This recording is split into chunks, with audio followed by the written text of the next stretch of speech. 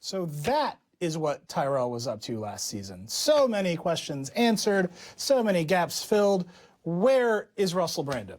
I haven't actually seen him all week.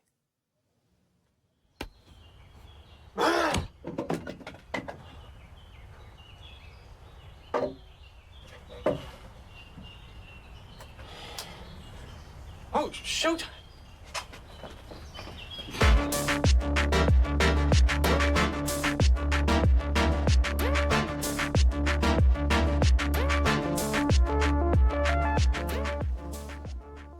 Hello, and welcome to the Mr. Robot Digital After Show, hosted by The Verge. I am Neil Patel, I'm the editor-in-chief of The Verge.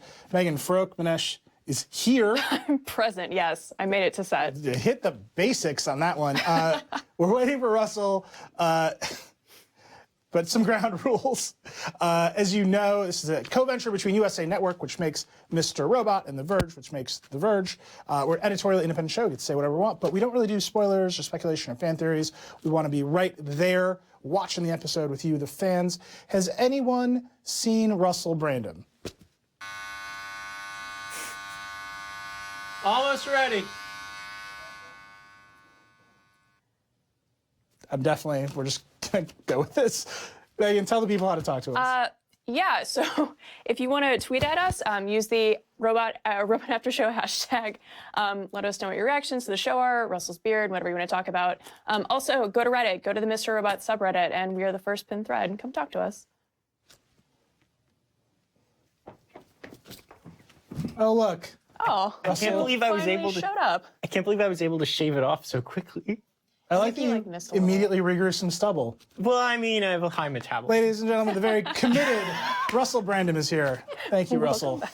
Also, later on the show, we're going to have Cora Donna, the writer and co-producer of Mr. Robot's going to join us for almost the entire show. So as Megan said, tweet at us. We'll be asking Cora your questions as the show goes on. But let's get into it. Kind of a lot going on in this episode. What were some major revelations for you? Oh my God, I'm so excited to finally get a Tyrell episode because he was so absent last season. So it's great to see him back doing stuff in the woods. I don't know, it's nice to finally see Tyrell branched out, fleshed out a little bit, and not just be this like crazy guy in a suit. I like this tweet right here. And now Tyrell is born. Yeah, also, we really got some good Tyrelliot. Yeah. Also, I just love his Chris Evans cosplay. It's really great. Yeah, it's great. I really like that they answered a lot of questions. He's not there's a whole other side to him that answers a lot of the questions about why he keeps calling Ellie on the phone and being like, yeah, we saw the other side of the prison phone call. And he was such a magical presence in season 2 where it was kind of like he's just everywhere and nowhere. And it's like, oh no, he was in this house in the woods. Like he was doing literally nothing but shopping. yeah. Russell, what was your biggest reveal? Yeah, so I love lots of reveals. That scene with Zhang, which was almost the only non-Tyrell scene, but we got a ton of background. We've been seeing this Frank Cody guy, sort of an InfoWars type, and it turns out he's secretly being controlled by the Chinese government, which is also secretly using him to apparently elect Donald Trump president. It was just a crazy bold move for the show, I thought, and super interesting, and in just 90 seconds, it opened up a whole new world. Yeah, I'm going to tease this a little bit. We emailed Sam Esmail. He might have Esmailed us right back. We have some info about the Trump stuff, because it's pretty interesting what he said. Yeah. My biggest revelation, I'm just going to put it, Santiago, the FBI agent, Santiago. Okay, I did not actually know that guy's name until like right now. Yeah, that's why it's the biggest revelation. Yeah, no. There is really an FBI agent named Santiago. I had no idea who he was until he started screaming, I was in a gunfight in China. And it's like, oh, you were in the gunfight in China for the previous season. He was the He's guy the one. who He's kept, holding Dom back. I thought he kept being like, forget about the Dark Army. Perhaps now it makes sense. I thought he was just bad at his job. Yeah. I mean, I would have been like, yeah, go check out the Dark Army. Sounds suspicious. All of season 2, we were like, man, Dom is the only one who has any idea how to do her job. Turns out Santiago is like, you are the only one who knows how to do your job. Maybe do it less good. Yeah, keep it contained. So Dark Army and the FBI, Dark Army controlling InfoWars and Trump. Lots of revelations there. Megan, you are operating a bit of a poll. you know, I got something special. Yeah. So last week, everybody was talking about Zhang's really good quote, don't mistake my generosity for generosity. But actually, we had a lot of good quotes this episode, too. So we actually have a clip of some of these to show you guys. Thank you, Elliot. I love you. Some things are better left unsaid. Subtext, you know? If you pull the right strings, a puppet will dance any way you desire. You don't mind him. He's a little snake. You know, the kind of guy that slice your throat when you fart. By the way, get him laid when he gets out, man. Homeboy is round-sided in a chinchilla's asshole. All right. So, go ahead. You should pick your favorite quote and then vote with the hashtag. So vote for subtext because that's the best one, in my opinion. But we have hashtag snake, hashtag chinchilla, hashtag puppet. We actually already have one vote for subtext. I told you. It's like, it's happening. But look at the screen, Biased vote for the pollster. hashtags. We'll come back to them. Hey, look who it is. It's Coradonna. Hey guys, The man himself. thanks Good for to having me. see you again. This is great. It's great to see you guys. How's the season going for you? You excited? It is awesome, really exciting.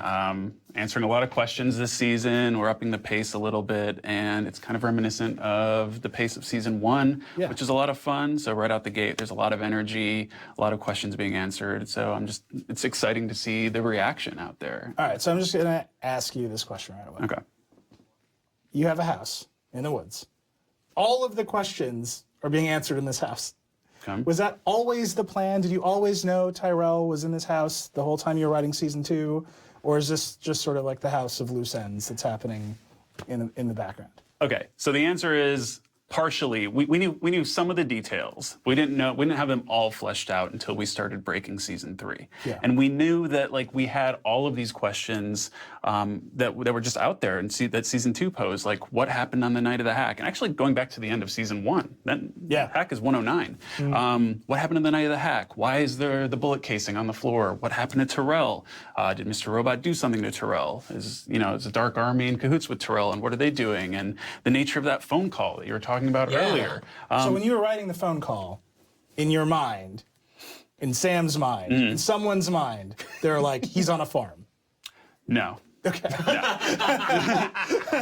But that's part of what's so interesting because like writing on this show, we're constantly trying to subvert your expectations, right? So when you watch that scene and you hear Tyrell's voice talking to Elliot, you're like, wow, he's like this powerful, confident force. Yeah. And at that point, people are questioning whether or not he even exists too, which is a lot of fun. And now in this episode, you see that like, not only is he not all-powerful, but he's extremely vulnerable. He's extremely controlled by the Dark Army. He's very unstable. Yeah. So there's a lot to mine there from a character perspective to really deepen Tyrell and make you empathize with Tyrell. Where was the part where you're like, okay, Tyrell, it's real? Like, where was that? Where you're like, we're just gonna lean into it? It was always there. It was in season 2. It was. Yeah. I mean, and a lot of that goes back to the notion that Tyrell has of, let's become gods together. Like we are going to change the world together. And a lot of this goes back to him kind of dealing with demons in his past and him trying to become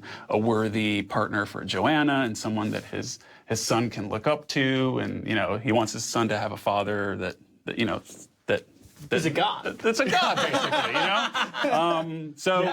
Yeah, it's great. I mean, in this episode, we tried to answer all those questions. We tried to fill in all those gaps all the way from 109 to the premiere of this season. Yeah. Leading you up to that moment. And, him being secluded at the farmhouse, him ending up at the Dark Army Hotel, and leading up to that moment where he crosses paths with Elliot again. Yeah.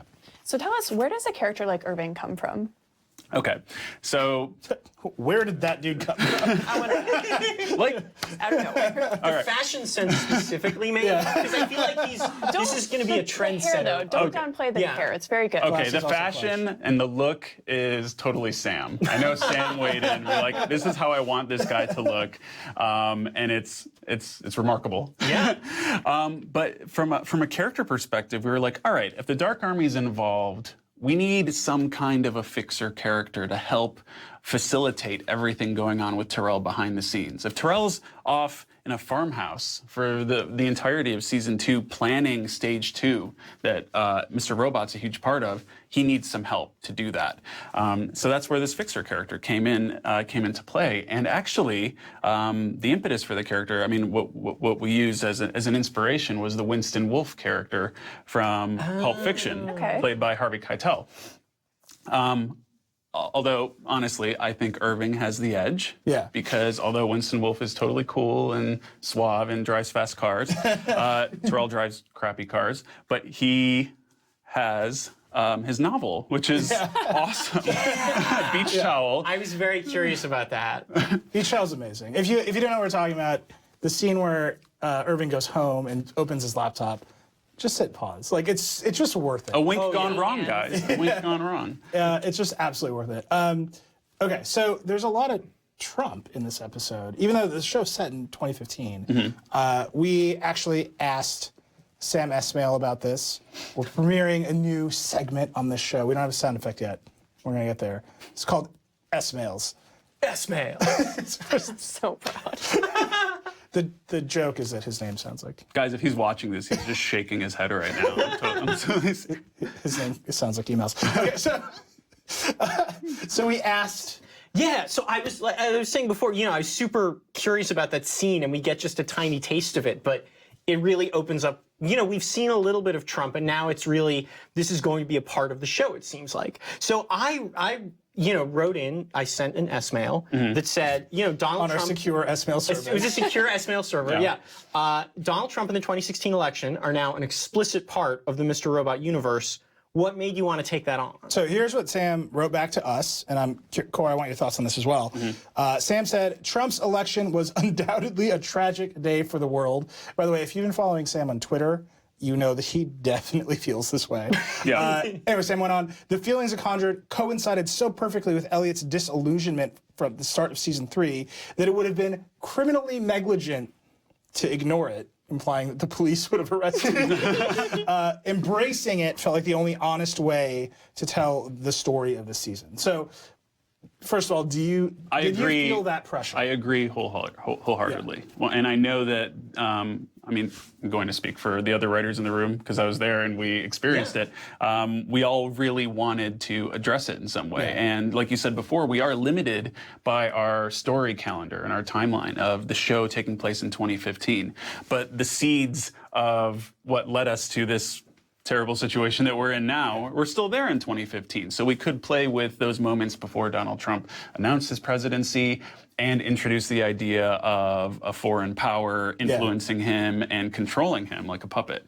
So it's something that is not too far from the real world and something that we wanted to address. Is that going to keep going? I don't know, maybe. Mysterious shrug. Are we bringing that back? Can I do that when I don't feel like after show last season? Is it gonna keep going? Probably. Do you trust me? Do I trust you? No. Will I be loyal to you? I'm trying to tease the next day. No, I will be loyal to Russell, though. Yes. Only to Russell. Only to Russell. He has an axe. Megan, you also asked Sam a question. Yeah, I had a far more lighthearted question. I wanted to ask about music cues. So I know that, Sam picks all the music for the show. So I asked, we know you personally pick all the music cues for the show. What was your favorite this week? Is it Gordon Lightfoot's, if you could read my mind? Okay. So Sam wrote back to us. Oh, wait. Can I say one thing? Yeah, absolutely. Oh, yes. I might be jumping the gun here, but I know for a fact that this is Sam's favorite episode of the season. Really? So he was tweeting about it last week. He said it when we were in the cutting room and when we were in the mix. So this is Sam Esmail's one of his favorite episodes. It's in between the Trump tweets. He's like hashtag Tyrell. It's weird. It's a weird, jarring mix of tweets. So anyway, so Sam wrote back to Megan on our secure S-mail server. And he said, I'm a big Gordon Lightfoot fan. That's one of my favorite songs by him. Usually I try to pick songs that contrast the scene it's playing under, but in this case, it felt like such a nice compliment to Tyrell's separation anxiety. Actually, we have that clip. We should just watch it. It's great. I could read your mind, love, what a tale your thoughts could tell. Just like a paperback novel, the kind the drugstore sells. When you reach the part where the heart takes come, the hero would be me. Heroes often fail. You won't read that book again because the ending's just too hard to take.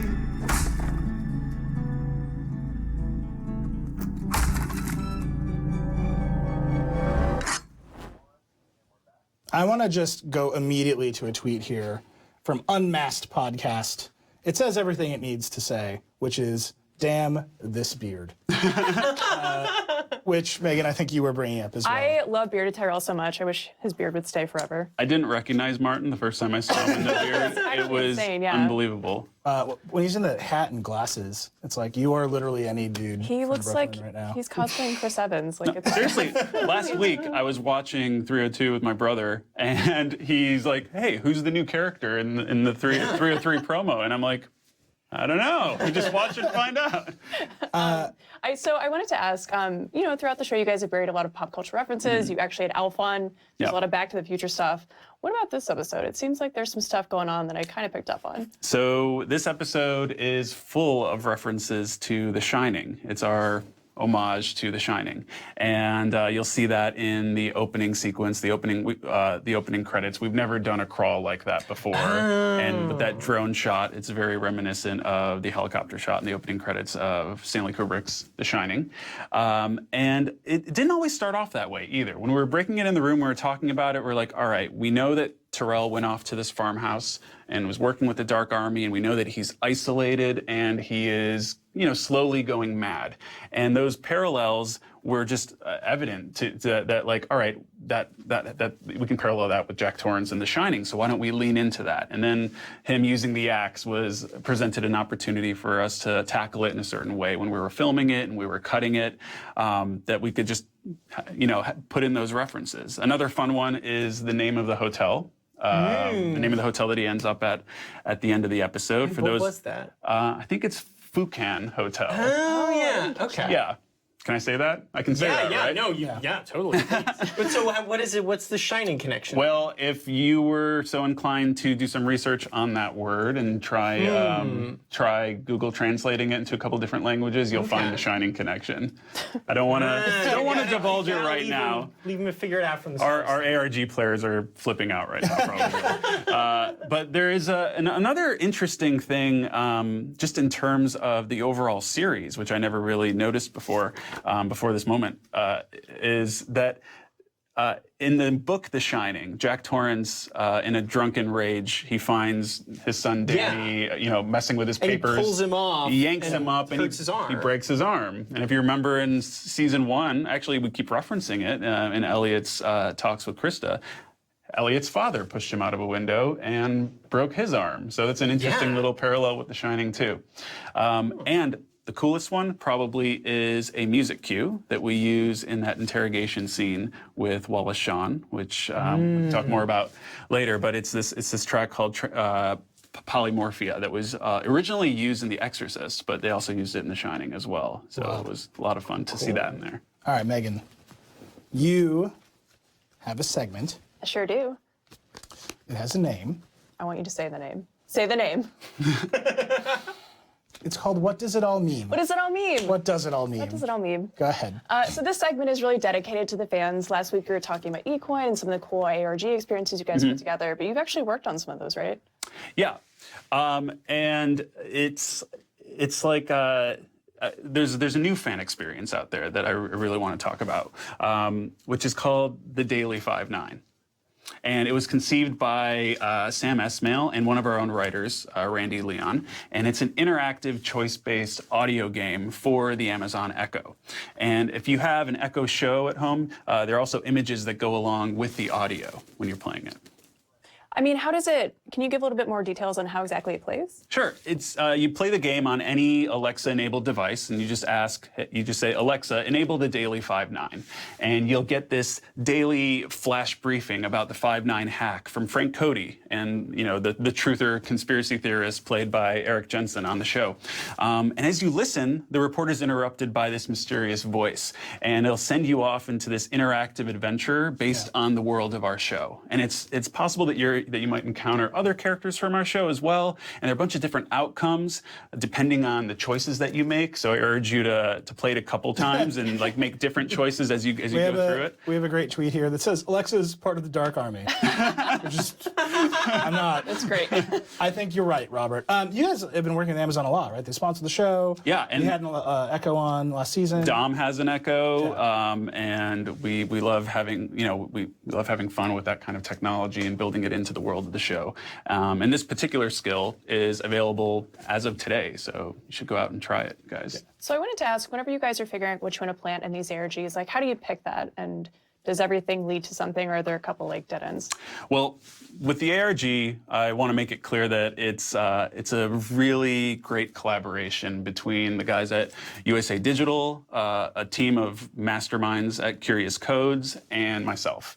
And we try and make everything in the show as interactive as possible. Meaning, if you see web addresses, if you see QR codes, if you see IP addresses, you can go to these and you'll find an experience built out. And there's this whole other world of puzzles and interactive games and experiences that may lead you to other puzzles, and it leads you to a huge prize. And actually, the prize for our season 2 ARG was that a couple of the winners could get their names in the screens and in the ARG for this season. So that's been really exciting just to see everyone react to that. And it's not even just limited to like web addresses and IP addresses. Like in last week's episode, Dom was talking to Darlene and she said, "Oh, this video was uploaded to the same Vimeo account that you guys used last week." Yeah. And that was it. It was just like a one-off line, but that Vimeo account exists. Yeah. There is an F Society Vimeo account that has the F Society video from last season and the F Society video now from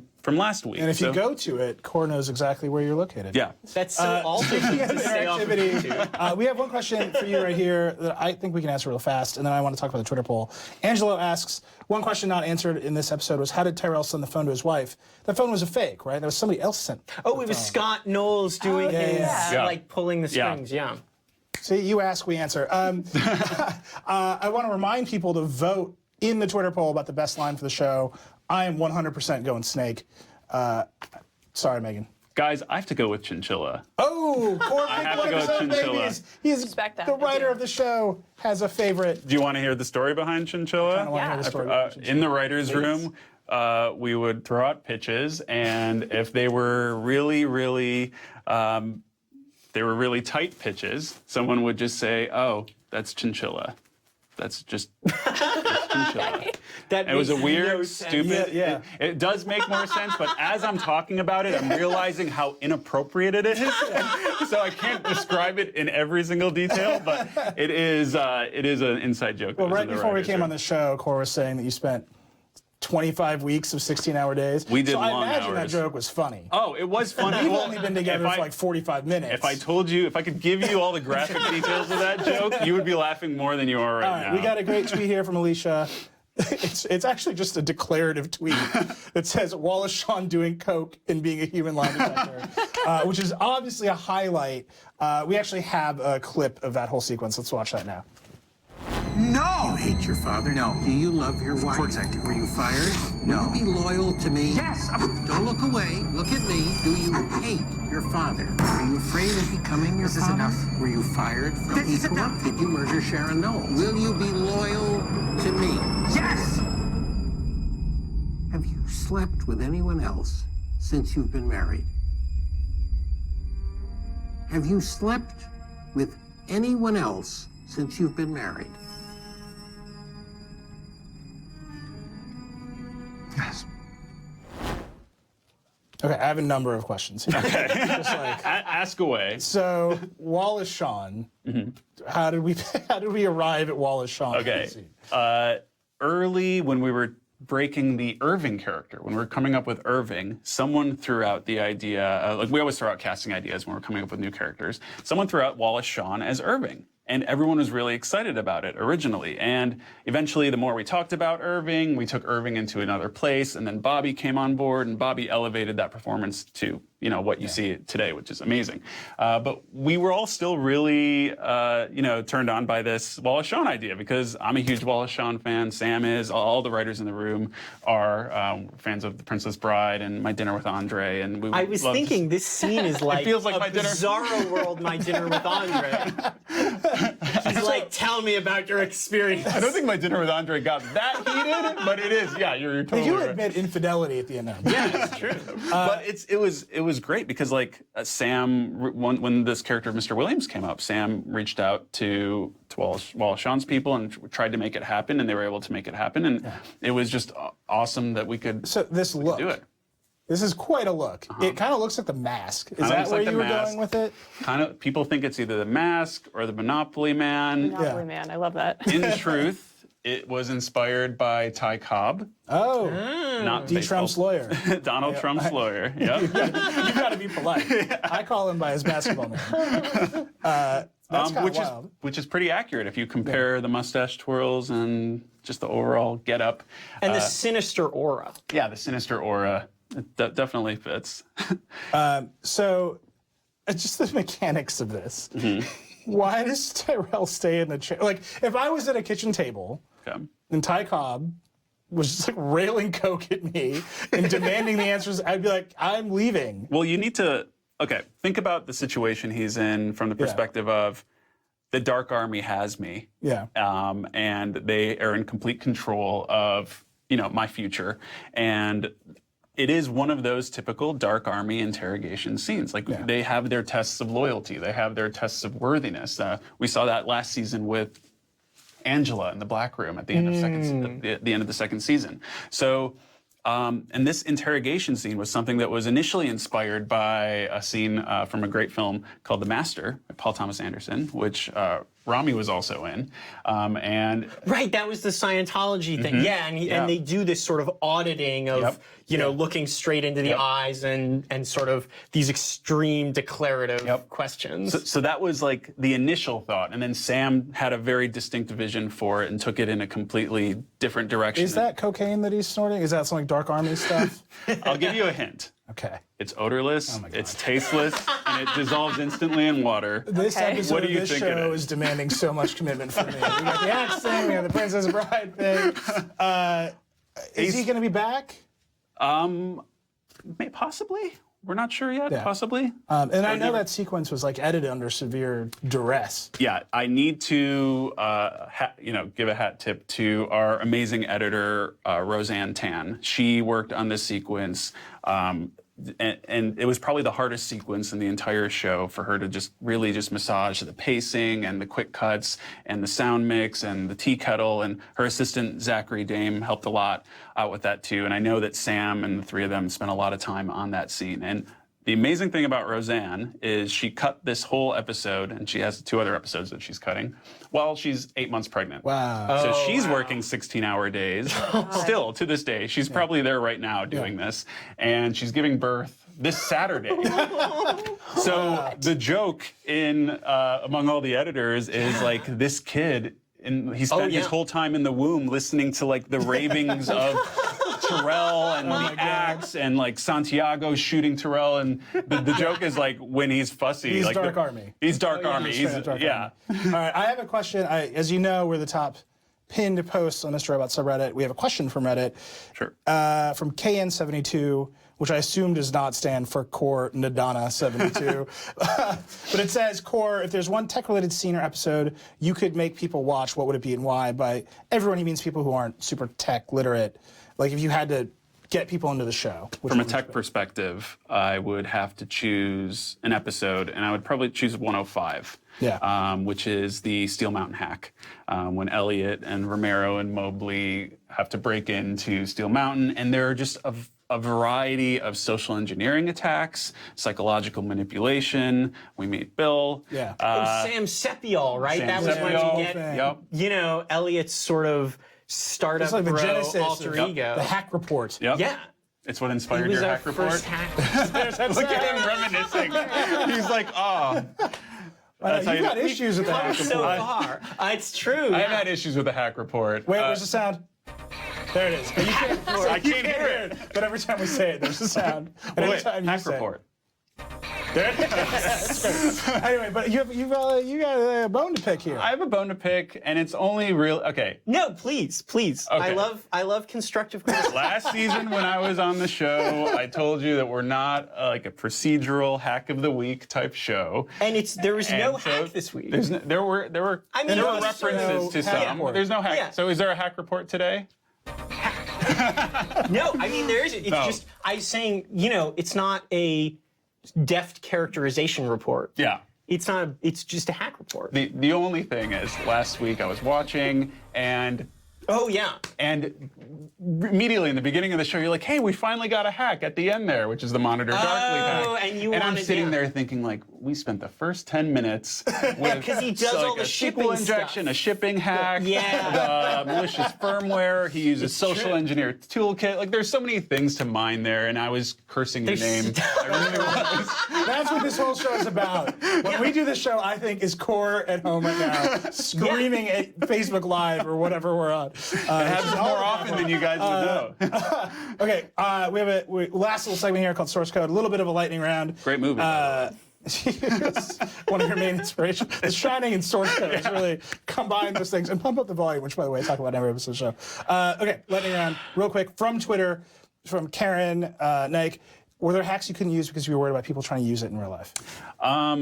I'm never worried about people using it in real life Yeah. because we never have enough time to go through every single step of the hack. Yeah. So I'll find like the most visually interesting step or the most important step, and we'll put that on screen. And I don't think anyone's going to be able to just watch an episode of Mr. Robot and learn how to do this attack.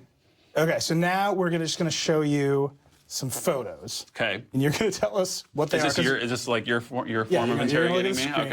Okay. I'm going to just rail some coke over here. It's going to be great. What is this building? In the show or in real life? This is the stage too, but the whole point of this is This is the E Corp recovery but building. in real life, what is this thing? In real life, it's an FBI building. It's, Really? It's like an NSA you pick it on government. purpose? Well, and AT&T, this is where Long they. Lines building. Yeah. Yep. The code name Titan Point. All right. Lightning round. We're going to keep going. Russell's like, read the hack report online. Hack report.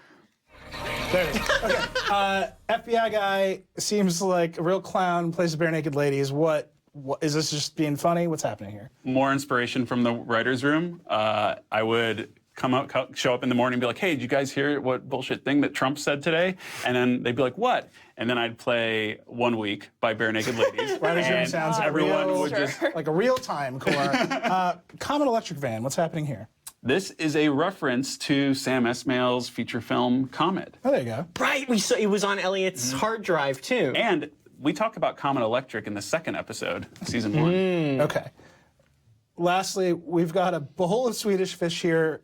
Irving's always trolling dude with Swedish fish. Is this a thing? It's a thing in the writer's room when we don't. Writer's room! The writer's room! The trolliest place on earth! In the writer's room, when we were just like trying to come up with a pitch, we're like, all right, so Terrell's in the farmhouse, and I don't know, he's eating Swedish fish or something, and then he's doing this. So we're like, all right, we keep talking about Swedish fish. You won the lightning round. Here's the Thank ads. you. Thank you. You gotta Good. check out this Twitter poll though. I gotta know who won. Let's bring up the Twitter poll. Who won? Let's see if Core won with his own line. I You hope see that right Chinchilla now? won, guys. Let's find out. Yes! Subtext. I knew it would be was me. Really? You threw the cards? Tyrell could always win. Getting a little too rowdy here on the after show. I would like to thank Core and Donna for being here. Thank you, Always a guys. great time to have Yeah, you. always you. a pleasure. Love it so much. Thank you to Sam for writing us some S-mails. Thank you for having the last name S-mail so I can make that joke. It just makes my heart explode. Mr. Robot, written and co-produced by our friend Core, is on USA Network Wednesdays at 10 p.m. We are on right afterwards on Facebook Live and YouTube. We love having you watch it. We love having you tweet at us. We love hearing about the writer's room. We will see you next time. Thank you so much.